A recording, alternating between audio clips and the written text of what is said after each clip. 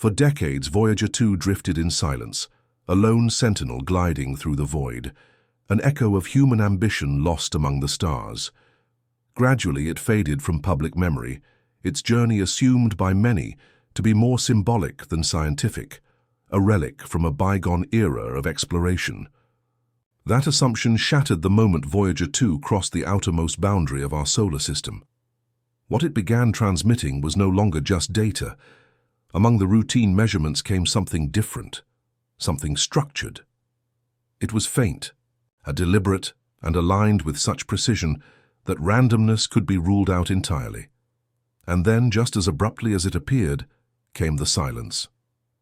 What Voyager 2 encountered beyond the heliosphere wasn't simply a change in radiation levels or magnetic fields. It was something much sharper, an instantaneous and unnervingly precise shift. It was a threshold, a kind of cosmic gate. Crossing it confirmed our darkest suspicions. The universe is not chaotic and empty. It is structured. And we had just stepped beyond the protective limits of our solar cradle. Voyager 2 was never meant to endure this long. Originally designed for a 5-year mission, the spacecraft had astonishingly survived 47 years in the harsh expanse of space, resisting cosmic radiation, interstellar dust, freezing temperatures, and the deep silence between worlds. Yet in 2023, it transmitted something that left scientists more disturbed than enlightened. Upon passing the heliopause, the supposed outer edge of the Sun's influence, the probe detected an immediate and dramatic shift in plasma density and radiation. This was not a gradual decline. The transition was sudden, as though Voyager had crossed from one distinct space into another, like walking through a doorway. Even more unsettling, the probe recorded a low-frequency burst, an organized, rhythmic signal. This was not background noise or random fluctuation. It was deliberate, almost communicative. Engineers at NASA were not merely surprised, they were shaken. For the first time in decades, Voyager 2 was no longer just an instrument of science. It had become the heart of a mystery. Textbooks long described the edge of the solar system, the heliopause, as a diffuse boundary, where the solar wind gradually mingled with the interstellar medium. Voyager 2's data dismantled that idea completely. Rather than a soft transition, it encountered a sharp boundary, a sudden spike in particle energy and temperature. One moment, it was sheltered within the Sun's magnetic field. The next, it was exposed to raw cosmic radiation levels 70% higher than before. There was no gradual incline, just a snap, as if it had passed through an invisible wall. And then came something even more curious: alignment. Voyager's magnetometers detected that the Sun's magnetic field was nearly perfectly synchronized with the interstellar field just outside the boundary. Scientists had expected disorder, turbulence from opposing forces. Instead, they discovered symmetry, a precision that suggested the boundary wasn't chaotic at all, but possibly intentional. But perhaps the most chilling discovery didn't come from particle readings.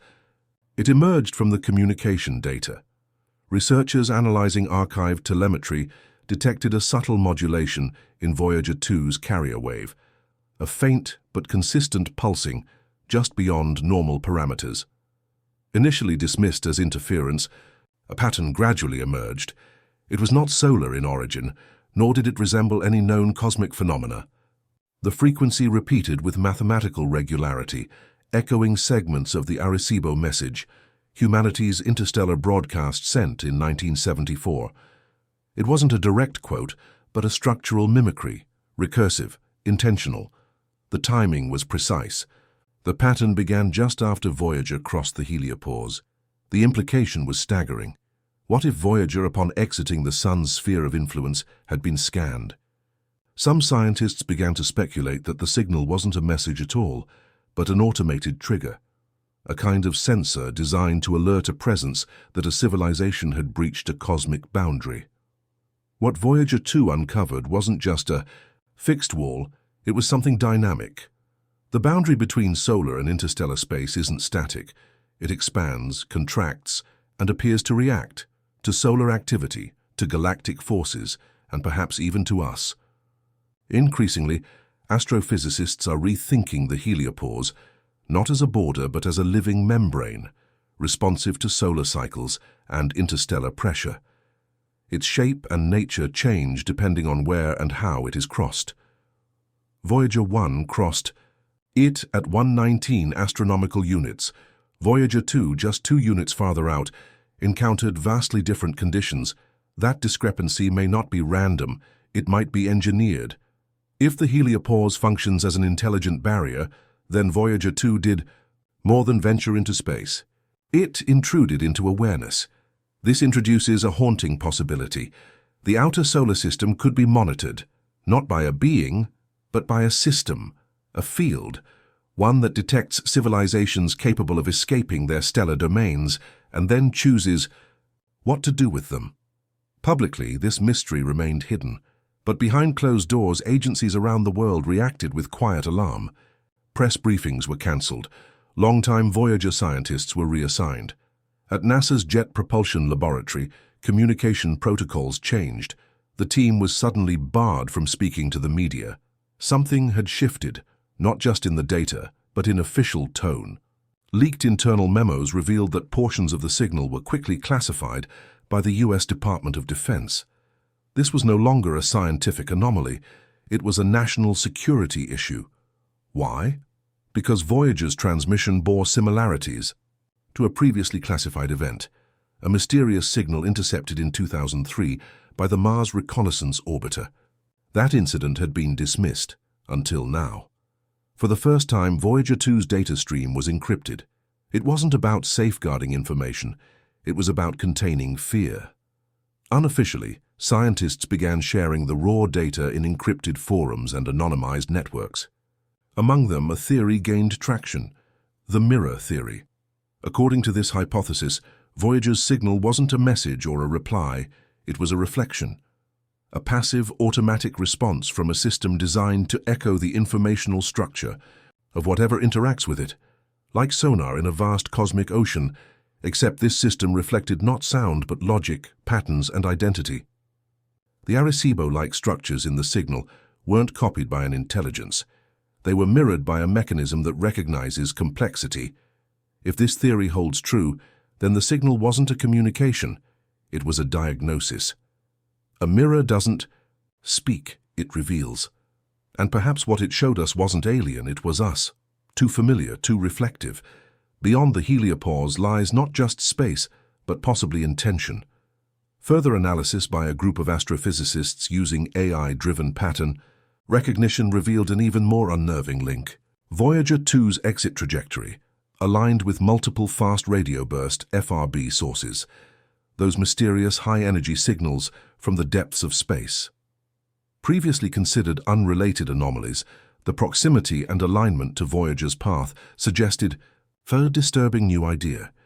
These FRBs might be beacons or tracking signals, measuring when and where something crosses a galactic threshold. Voyager 2 didn't merely exit the solar system. It may have entered a monitored corridor, a channel that doesn't emit but records, a dormant network that activates upon interaction.